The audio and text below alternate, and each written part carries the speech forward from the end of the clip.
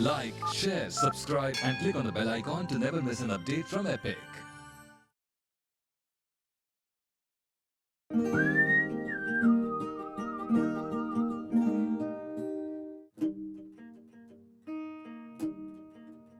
मैं अक्सर सोचता हूं why do I cook?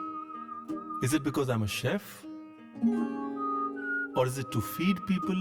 या मैं किसी ऐसे जायके की तलाश में हूं जो मुझे अभी मिला नहीं? It's not that. खाना मेरे लिए एक जरिया है जुड़ने का, लोगों से, जमीन से और अपने आप से। खाना मुझे जोड़ता है पुरानी यादों से और नए रिश्तों से। मैं ठहरना चाहता हूं ताकि अपनी रसोई को, अपनी कुकिंग को थोड़ा वक्त दे सकूं और इस 20 साल पुराने रिश्ते को एक बार फिर ताजा कर सकूं। After all I am because I cook. पुराने रिश्ते, पुराने नुस्खे और मेरी रसोई, राजा रसोई और अंदाज अनोखा।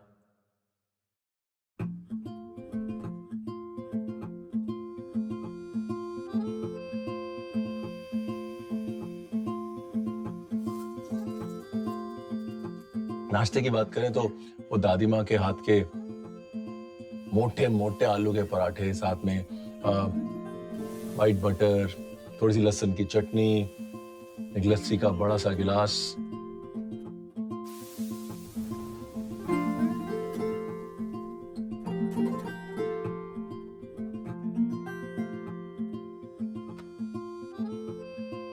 दादी माँ के टाइम से और आज के टाइम में हमारी लाइफ में आ गई है ये व्हाइट ब्रेड, कांटा चम्मच और ये इंग्लिश ब्रेकफास्ट टी। चाय उगती तो थी हिंदुस्तान में, लेकिन उसका कमर्शलाइजेशन, उसको एक इंडस्ट्री बनाना, एक उद्योग बनाना, वो ब्रिटिशर्स ने हमको दिया। एक्चुअली सिर्फ चाय नहीं बल्कि बहुत सारी छोटी छोटी चीजें, स्मॉल नुआंसेस हमको ब्रिटिश दे के गए, जो हमारे लहजे में, हमारी तहजीब में, हमारे कल्चर में और हमारे खाने में दिखते हैं जगह जगह।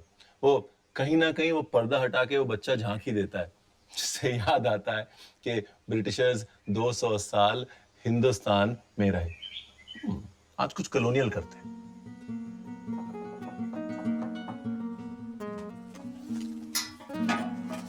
चौदह एक साल का था जब मैं पहले लखनऊ की गलियों में घूमना शुरू किया मैंने, और तब हुसैनाबाद करके एक जगह थी, वहां पर बड़े सारे मेन्यू आइटम थे। एक्चुअली बड़े सारे नहीं थे, 8 मेन्यू आइटम थे और उसमें से लास्ट में लिखा होता था ई, श, त और उ।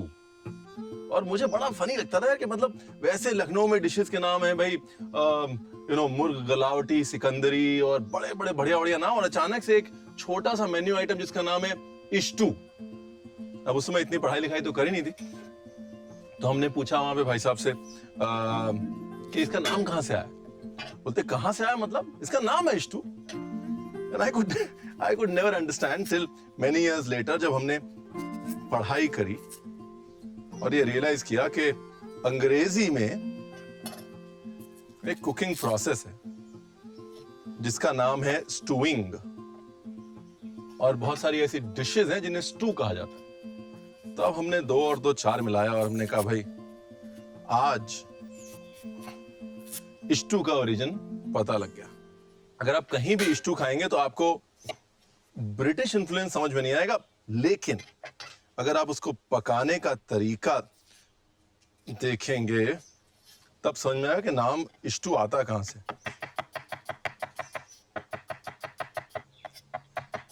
जब भी मैं प्याज छीलता हूँ या प्याज काटता हूँ तो शुरू के दिन याद आ जाते हैं, जब पहली ड्यूटी यही होती है, सिर्फ आलू प्याज छीलिए। 8-9 महीने तक तो चूल्हे की शक्ल देखने को भी नहीं मिलती। तब सिर्फ यही करना होता है, मसाले कूटने होते हैं, और जब मसाले मिलाने की बारी आती है ना तो उस्ताद जी बोलते हैं बेटा एक काम करो, जरा नाश्ता करके आओ। And then you are left guessing कि कैसे मिलाए होंगे, ये टेस्ट कैसे आया होगा। लेकिन वैसे काम सीखने का अपना एक मजा है, मतलब मेहनत करके जो चीज मिलती है ना उसका अपना एक मजा है, तब समझ में नहीं आता। ऑलराइट, अब मैं इसमें डालता हूं मटन। मटन के 3 कट, नल्ली, बोटी, चाप। नल्ली बोटी चाप किसी भी करी के लिए मोस्ट बेसिक कट्स हैं। तब स्टू का स्टू बन गया, काली मिर्च डाली, जैसे हमने खिचड़ी दी उन्होंने केचरी बना ली। और ये जो पंच है, रम पंच या फ्रूट पंच, ये पंच कहां से आया? पंच मतलब पंच, 5 लिक्विड्स या अल्कोहल डाल के जो ब्रिटिश पार्टीज में लिक्विड बनाया जाता था, ड्रिंक, दैट बिकेम अ पंच। सो बहुत सारे ऐसे वर्ड्स हैं जो बहुत ट्रेड ऑफ हुए हैं दोनों कल्चर्स के बीच में। We given a lot, taken a lot, and I think that is the beauty of 200 years of being together. Okay, ginger garlic paste, बहुत सारी हल्दी। एक ये कॉमन थ्रेड है राज क्विजीन में, हल्दी का इस्तेमाल। For some reason yellow colour जो हमारा था वो बहुत ज्यादा पसंद आया ब्रिटिश ऑफिसर्स को, और मद्रास करी पाउडर का इन्वेंशन हुआ जिसकी वजह से करीज का कलर येलो होने लगा। कई सारी चीजें थी। एक तो दे अंडरस्टूड द फैक्ट कि हल्दी जो है वो एंटीसेप्टिक थी। एंटीसेप्टिक होने की वजह से हिंदुस्तान की तमाम प्रोस्पेक्टिव बीमारियों से उनको बचाती थी। और दूसरी चीज, क्योंकि हिंदुस्तान में हर चीज में लगभग टर्मरिक जाता ही है, सो प्रोपोर्शन अगर उन्होंने नहीं पकड़ा, लेकिन हल्दी तुरंत पकड़ ली। सो अभी प्याज हो गए, दही हो गया, अदरक लहसुन का पेस्ट हो गया जी। यहां पर वापस थोड़ी मुगलिया हरकत कर लेते हैं। काली मिर्च ब्रिटिशर्स ने डाली, लेकिन वापस आए तो लाल मिर्च हिंदुस्तानी शेफ्स ने डाली। मसालों में धनिया पाउडर, जीरा powder, lovely, beautiful.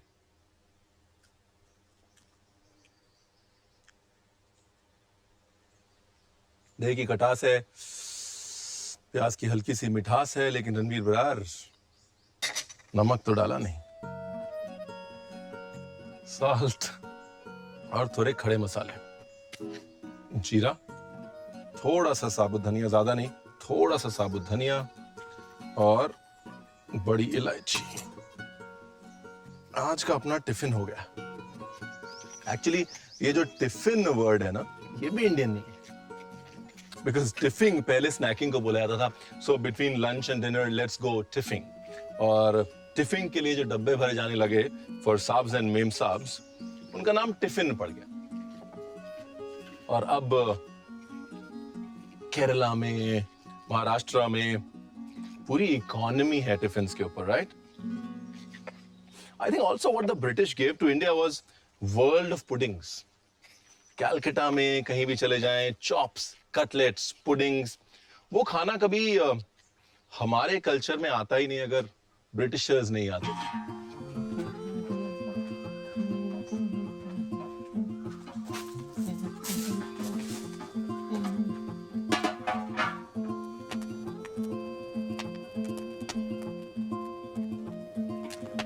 One quick boil और उसके बाद इसको आग कम करके धीरे धीरे पकने देते हैं। अब यहां आके पता चलता है कि इसको स्टू क्यों बोलते हैं, राइट? स्टूइंग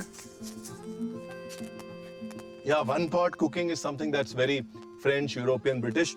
मतलब ब्रिटिशर्स चले गए केरला में केरला स्टू, कैलकटा में कैलकटा स्टू, और लखनऊ, दिल्ली, हैदराबाद में स्टू छोड़ के चले गए। मजे की बात यह है कि गोश्त पूरा बेआब है, मतलब कोई पानी नहीं जाएगा।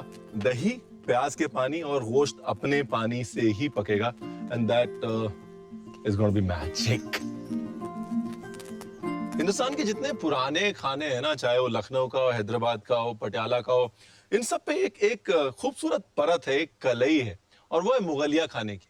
और ब्रिटिशर्स जब मुगल टाइम में हिंदुस्तान आए, तब जो डिशेस क्रिएट हुई वो मुगल और ब्रिटिश खाने को साथ मिला के, जैसे ये स्टू, मेरे लिए बड़ी इंटरेस्टिंग सब्जेक्ट स्टडी।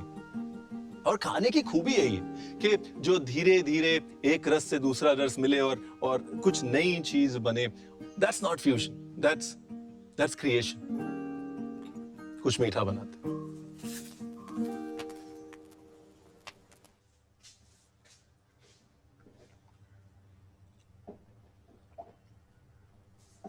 जहां ब्रिटिशर्स ने हमको स्टू दिया, जैसे हमने स्टू बना लिया, हमने भी कुछ डिशेस बनाई उनकी शान में.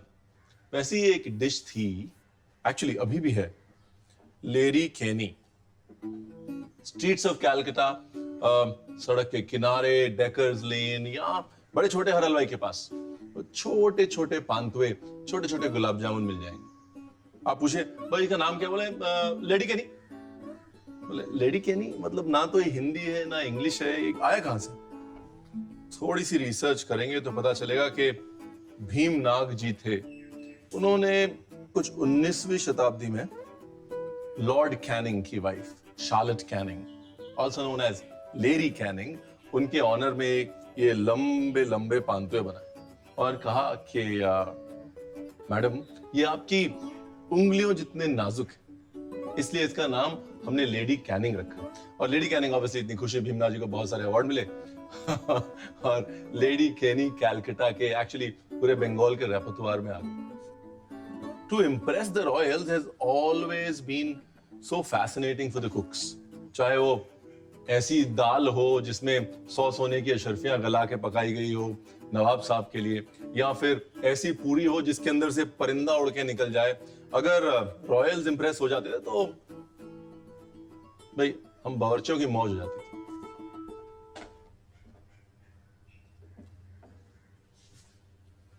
एक तरफ छेने की तैयारी,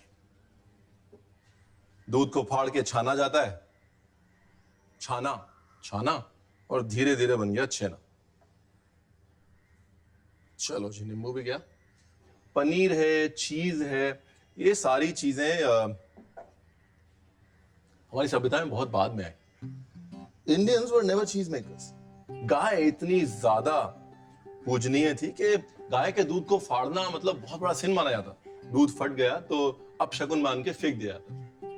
लेकिन धीरे धीरे जब ब्रिटिशर्स आए तो अपने साथ चीज लाए. तो अब हिंदुस्तानियों को लगा, खासतौर ईस्ट कोस्ट पे लोगों को लगा यार इससे कुछ बन सकता है. और तब दूध को फाड़ के छाना गया और छाने की इजाजत. ना पनीर और छाना बनाने में क्या फर्क? अब देखिए, पनीर आप बनाते हैं, दूध उबाल दीजिए करके और उसके अंदर नींबू डाल दीजिए और उबलने दीजिए. लेकिन छाना बनाते हैं, पहली चीज तो छाना पानी, यानी कि छेने के पानी को डालना बहुत जरूरी है. अब छेने का पानी नहीं है तो नींबू डाल सकते हैं, लेकिन धीरे धीरे मध्यम मीठी आंच पे ही दूध को फाड़ना है. That is the most important part. धीरे धीरे, अगर आप देखेंगे पुराने छाने के कारीगर बिल्कुल धीमी आंच पे छाने का पानी डालते हैं, उसको साइड हटा लेते हैं और फिर आग से हटा के उसको धीरे धीरे धीरे धीरे धीरे धीरे चलाते हैं. The trick is the milk solids can not reach above 85 degrees. 85 के ऊपर अगर पहुंच गए तो बहुत टाइट और स्टिफ हो जाएंगे और वो क्रीमीनेस नहीं आएगी दैट यू वांट इन अ छाना.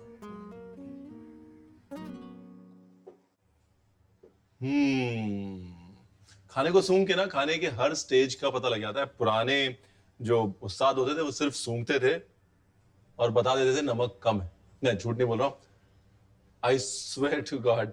मुनीर उस्ताद सूंघ के बता देते थे नमक कम है, लेकिन उनके सामने अगर आप उनका खाना सूंघ लें तो कान के नीचे एक मिलता था जोर से और कहते थे क्यों, हमने खाना खराब बनाया है क्या कि आप सूंघ रहे हैं? फिलहाल छाने को छान लेते हैं.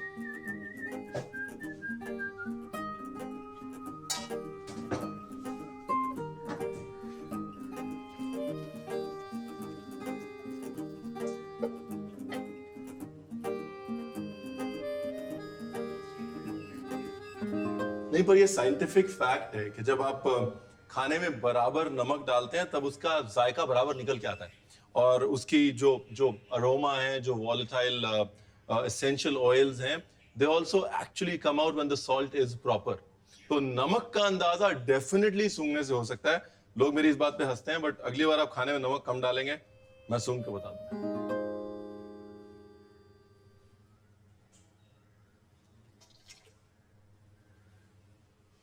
नाइस। हाँ, this is not going anywhere. मतलब हल्की सी शक्कर जाएगी, हल्का सा गुड़ जाएगा, इसका शरबत तैयार हो जाएगा। नहीं तो एटलीस्ट नेक्स्ट टाइम छाना बनाने के लिए पानी बहुत काम आएगा।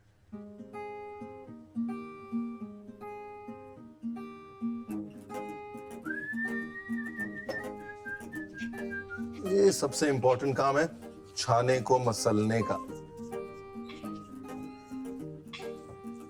और मसलते समय लकड़ी पे रखना बहुत जरूरी है। जो एक्सेस लिक्विड है वो ऑटोमेटिकली अब्जॉर्ब हो जाएगा। हाथ थोड़े जलेंगे पर इट्स वर्थ। देखिए, छाना बनाते समय बाकी सब चीज माफ है, लेकिन छाने को ठंडा करके मसलना माफ नहीं। एक तो लेडी कैनी बनाते समय सबसे बड़ी प्रॉब्लम मेरी ये है कि मैं बाद के स्टेप्स तक पहुंच ही नहीं पाता। यहीं पे थोड़ी सी शुगर डाल देता हूं और गोले बना के, कांचा गुल्ला बना के खा लेता हूं। आज भी दिल तो वही कर रहा है। परफेक्ट।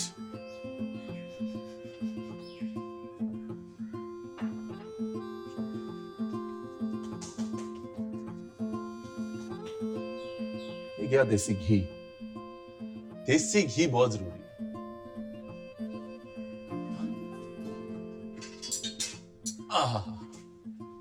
शुगर सिरप, शक्कर,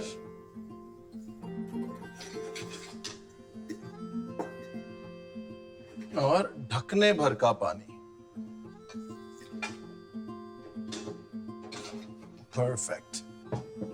और दूसरी तरफ छाने में डालेंगे थोड़ी सी सूजी। कहाँ है सूजी? कहाँ है सूजी? कहाँ है सूजी? कहाँ है? ये रे, छाने में डालता हूं सूजी।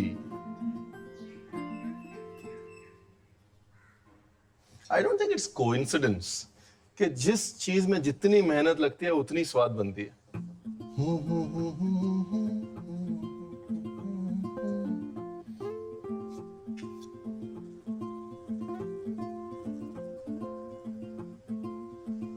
नाइस।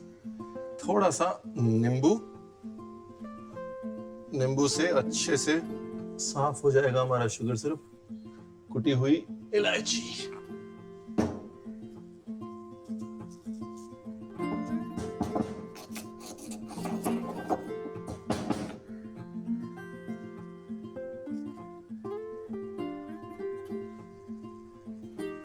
एक छोटा सा पीस बना के पहले टेस्ट करना बहुत जरूरी है।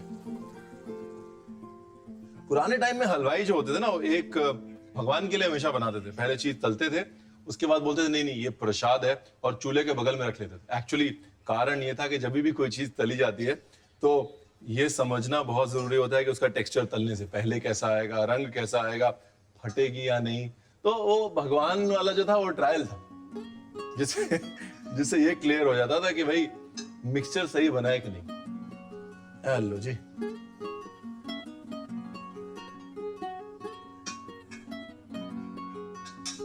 भगवान का। अब बनाता हूं नाजुक नाजुक उंगलियां।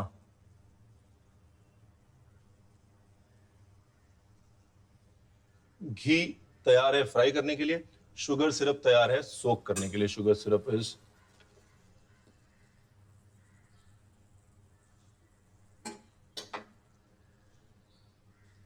हेलो जी, एक तार की चाशनी। नाइस। शुगर सिरप में इलायची तो हो गई, थोड़ा सैफरन डालता हूं। पुरानी आते जाती नहीं है, बट महंगी चीज संभाल के रखनी चाहिए।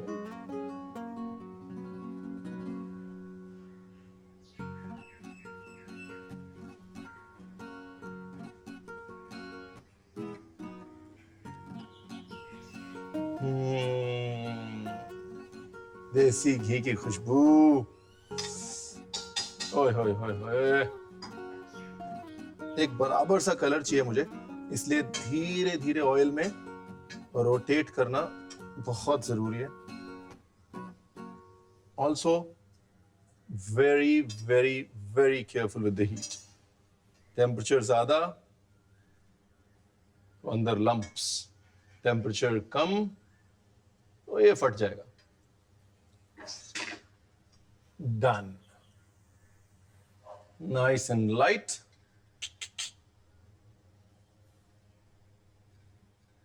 गरम गरम निकाल के चाशनी में डालना है, दैट्स द ट्रिक। अगर ठंडी हो गई तो चाशनी नहीं पिएगी। परफेक्ट। चलो जी, ये हो रही है चाशनी में सोक और मैं लेके आता हूं स्टू।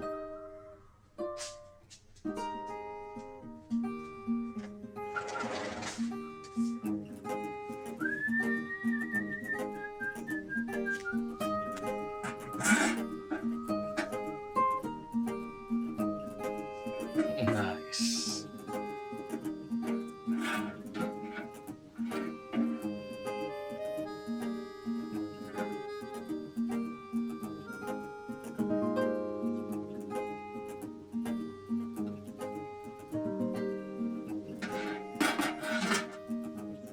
Beautifully done. ये आ गया अपना स्टू।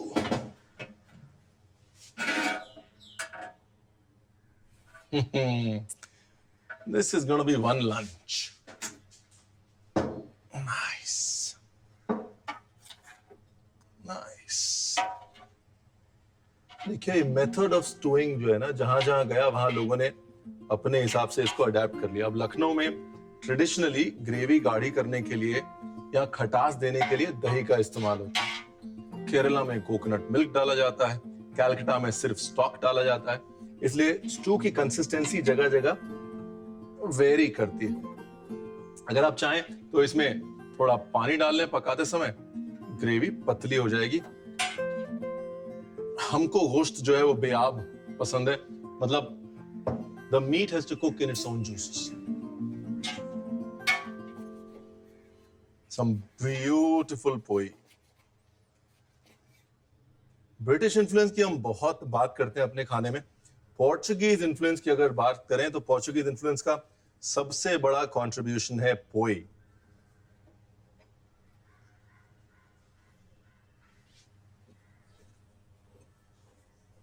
ये स्टू के साथ डबल रोटी,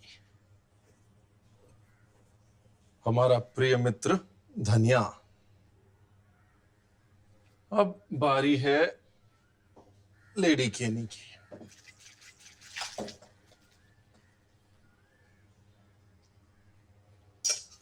ब्यूटीफुल। अगर हम लखनऊ में होते तो अभी लोग क्या कहते हैं? कुछ ऐसे कहते हैं कि हम यहाँ एक बादाम के 150 स्लाइस ना निकले तो क्या फायदा?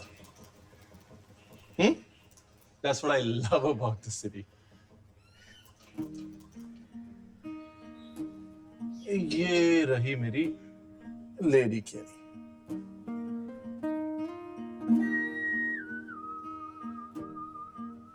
Nice.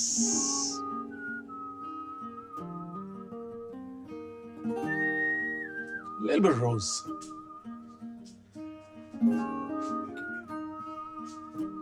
Now, this is Vice Regal.